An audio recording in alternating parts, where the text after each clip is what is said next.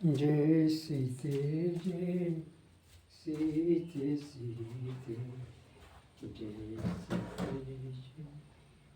सीते सीते जय श्री सीते। सत्यम शिवम सुंदरम शीर्षक से मैं आपको एक कथा सुना रहा हूँ। एथेनियन कवि एगोथन ने अपने यहाँ एक बार एक विशाल भोज का आयोजन किया था। इस व्यक्ति को ग्रीक थिएटर में प्रथम पुरस्कार प्राप्त हुआ था। उसी प्रसन्नता के उपलक्ष्य में उसने अपने परम विद्वान दार्शनिक मित्रों को आमंत्रित किया था। समागत मित्रों ने मनोरंजन के लिए वार्तालाप का विषय रखा प्रेम, और उस पर सबने अपना मंतव्य प्रकाशित करना प्रारंभ किया। फेडरस ने कहा, प्रेम देवताओं का भी दैवत तथा सबका अग्रणी है। यह उसमें सर्वाधिक शक्तिशाली है। यह वह वस्तु है जो एक साधारण मनुष्य को वीर के रूप में परिणत कर देती है, क्योंकि प्रेमी अपने प्रेमास्पद के सामने अपने को कायर के रूप में प्रदर्शित करने में लज्जा का अनुभव करता है। वह तो अपना शौर्य प्रदर्शित कर अपने को शूरतम ही सिद्ध करना चाहता है। यदि मुझे एक ऐसी सेना दी जाए जिसमें केवल प्रेमी ही प्रेमी रहे हों, तो मैं निश्चय ही विश्व विजय कर लूं।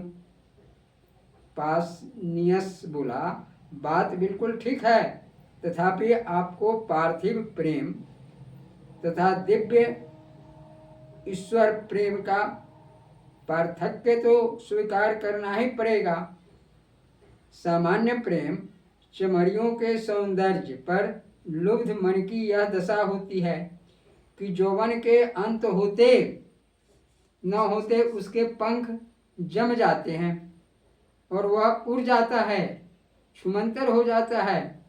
पर परमात्मा प्रीति, भगवत प्रेम सनातन होता है और उसकी गति निरंतर विकासोन्मुख ही रहती है। अब विनोदी कवि अरिस्टोफेन्स की बारी आई। उसने प्रेम पर कुछ नवीन सिद्धांतों का आविष्कार कर रखा था। उसने कहना प्रारंभ किया कि प्राचीन युग में नर मादों का एकत्र एक ही विग्रह में समन्वय था। उसका स्वरूप गेंद जैसा गोला था, जिसके 4 हाथ, 4 पैर तथा 2 मुंह होते थे। इस जगत की शक्ति तथा गति बड़ी तीव्र तथा भयंकर थी, साथ ही उनकी उमंग भी अपार थी। ये देवताओं पर विजय पाने के लिए आतुर हो रहे थे। इसी बीच जियस, ग्रीस देश के सर्वश्रेष्ठ देवता ईश्वर ने इनको 2 भाग इसलिए कर दिए जिसमें उनकी शक्ति आधी ही रह जाए। तभी से स्त्री पुरुष का विभाजन हुआ। ये दोनों शक्तियां आज भी पुनर्मिलन के लिए आतुर दिखती है। इस आतुरता को ही हम प्रेम शब्द से पुकारते हैं। अब सभी अतिथियों ने सुकरात से इस विषय पर अपना मंतव्य प्रकाशित करने की प्रार्थना की। उसने इन वक्ताओं के सामने ऐसे प्रश्न उपस्थित किए कि ये लोग सर्वथा निरुत्तर हो गए। अंत में सुकरात ने अपने सिद्धांत को प्रकाशित करते हुए कहा, प्रेम ईश्वरीय सौंदर्य की भूख है। प्रेमी प्रेम के द्वारा अमृतत्व की ओर अग्रसर होता है। विद्या, पुण्य, यश, उत्साह, शौर्य, न्याय, विश्वास और श्रद्धा, ये सभी उस सौंदर्य के ही भिन्न भिन्न रूप हैं।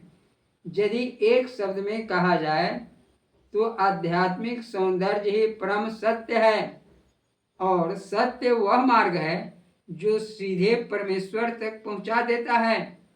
सुकरात की इस कथन का प्लेटो पर ऐसा प्रभाव पड़ा कि वह उसी दिन से उसका शिष्य हो गया। यही प्लेटो आगे चलकर यूनान के सर्वश्रेष्ठ दार्शनिकों में परिगणित हुआ। जय श्री ते। यह कथा आपको अच्छा लगे तो इसे बार बार